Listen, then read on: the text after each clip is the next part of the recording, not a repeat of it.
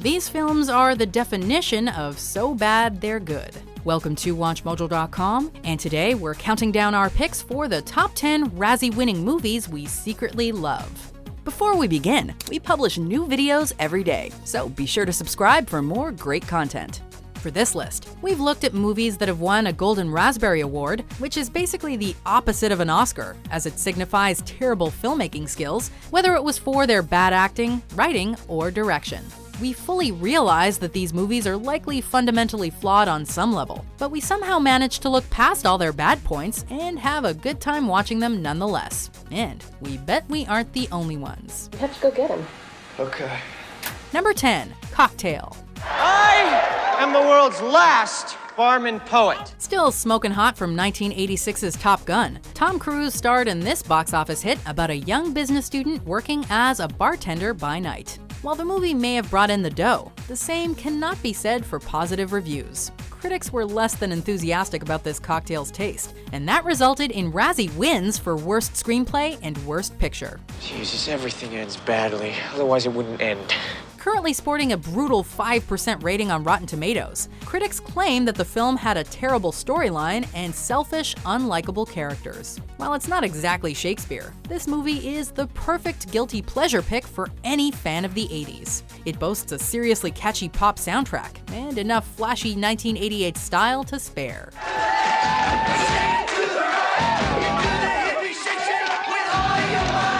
Number 9, Rocky IV. You can change. Вы можете измениться. Everybody can change. The original Rocky film was a mega success both critically and commercially, taking home the Oscar for Best Picture while also raking in $225 million at the box office. Flash forward nearly a decade, and the fourth installment in this franchise was more of a champ at the Razzies. It earned itself 5 Golden Raspberries, including Worst Director and Actor for Stallone. You don't want to believe this, but that ain't us up there no more, pal. We can't do that the way we did it before. The musical score was also heavily criticized, as it basically turned the entire film into a 90-minute music video. To be fair though, the music wasn't bad. You may actually find yourself tapping your foot to some of the tunes. Furthermore, the epic climactic showdown between Rocky and Ivan Drago is arguably one of the best bouts of the entire series.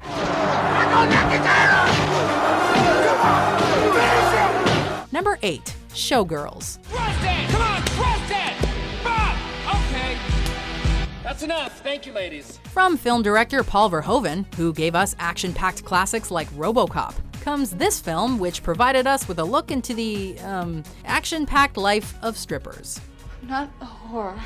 Showgirls was a magnet for controversy with its abundant nudity and graphic sexual themes, earning itself an NC-17 rating and a total of 7 Razzies, including Worst Picture, Actress, and Director. Unfortunately, the highly restrictive rating and harsh critical reception did hurt the movie financially. Nonetheless, the film has since gained a devoted cult following. Does it suck? If one looks past all the gratuitous sexual content, there's actually a compelling storyline that works as a satirical evaluation of the showgirl industry. Alternatively, you can gawk at the aforementioned gratuitous sexual content. You know, whatever works. You can't touch me, but I can touch you. I'd really love to touch you. I know where you can touch me. Heather. Number 7, Indecent Proposal. But you can't buy people. If the Showgirls entry taught us anything, it's that taboo sexual themes don't usually go over well with critics. And Indecent Proposal was no exception to this rule. Covering subject matter like infidelity and male control, this flick was subject to criticism for both its indecent premise and storytelling. Sure, it cleaned up at the Razzies that year, winning Worst Film and Worst Screenplay, but maybe it's just misunderstood. What are you doing going through my wallet anyway? I don't trust you. Well, you know what? I don't trust you either. The narrative is either offensive or downright insane depending on who you ask, but it could also be interpreted as a warning for viewers of the many consequences that can arise from extramarital affairs. That or it's just really bad and we take pleasure in watching a train wreck. Don't bet on it. Number 6, Wyatt Earp. You've been a good friend of me, Doc. This Western earned itself a whopping 5 Razzie nominations, winning Worst Actor for Kevin Costner's take on the eponymous character, as well as for Worst Remake or Sequel. However, this intense backlash feels a little over the top. Released only 6 months after the film Tombstone, which also tells the tale of Wyatt Earp, the interpretation by Costner and company likely got such negative reception because Tombstone had already been there, done that better. All of you can kiss my rebel dick. While Tombstone is arguably the superior film, this one was arguably a solid effort itself. It earned an Oscar nomination for Best Cinematography, as well as praise from others for its script and musical score. It's a bit on the long side, but still worth watching. I considered ending it myself on several occasions, but self-control got the better of me. Number 5. Charlie's Angels Full Throttle. That's it! Let's get in there! The first film was a hit, so the Angels jumped back into action for this sequel, hoping to replicate that success. Sorry ladies, critics say you failed that mission. Just once I'd like to walk out of a bar. Slammed for its subpar plot and lack of direction, Full Throttle was seen as a pointless sequel that won 2 Razzies for Worst Remake or Sequel, and Worst Supporting Actress for Demi Moore. Even so, sometimes you just need to embrace a film for what it is. Style, more style, and the absolute bare minimum when it comes to substance. You know I always like it with the light on.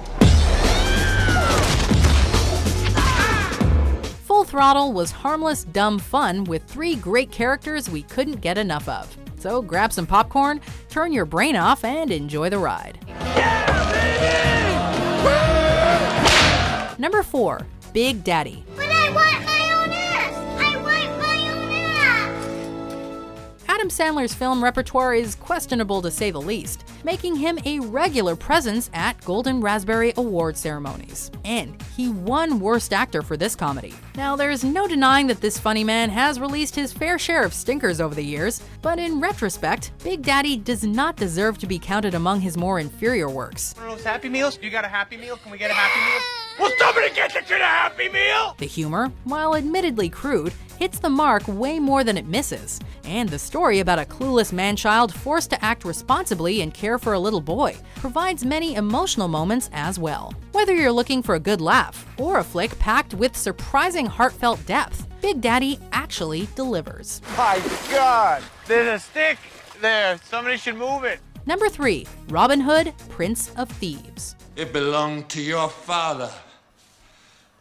Appropriate, don't you think, that I now use it to send you to meet him? Poor Kevin Costner just can't seem to escape the wrath of the Razzies. And so we welcome him back for his role in this particular interpretation of the classic English folktale. For this romantic adventure film, public opinion is split right down the middle in terms of quality. While it made $390 million at the worldwide box office and earned an Oscar nod for Best Original Song, it was also critically panned for having a jumbled narrative and turning a classic story of joy and hope into a mopey humdrum affair.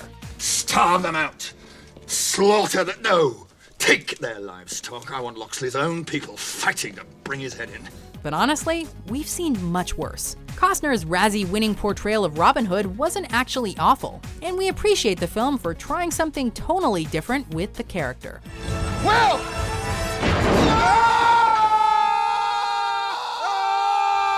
Number 2. Rambo, First Blood Part 2. Is that why they pick you?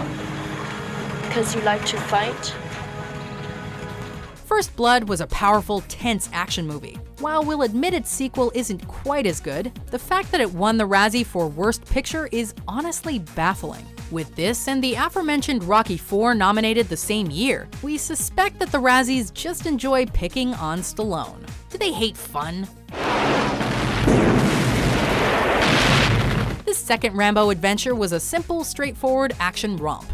It knows exactly what it is, and because of its thrilling pace and extravagant set pieces, it's since become an iconic entry in the pantheon of action cinema. This sequel may have traded in its predecessor's grit and polish for over-the-top, bonkers craziness, but we love it anyway. Exploding arrows? Come on, that's awesome. If I have a war, you gotta become war. Number 1. The Blair Witch Project. I'm coming! My boots aren't laced. We respectfully disagree with the Razzies on this one, both in their decision to nominate this for Worst Picture and in their choice to name Heather Donahue as Worst Actress. Every aspect of this movie's design, from the performance to cinematography, works to build a claustrophobic feeling of dread that makes for a truly terrifying experience. When Heather's character records an apology just as all hope seems lost, it's a rare heartbreaking moment for a horror film. Probably because it's a good performance. I was very naive.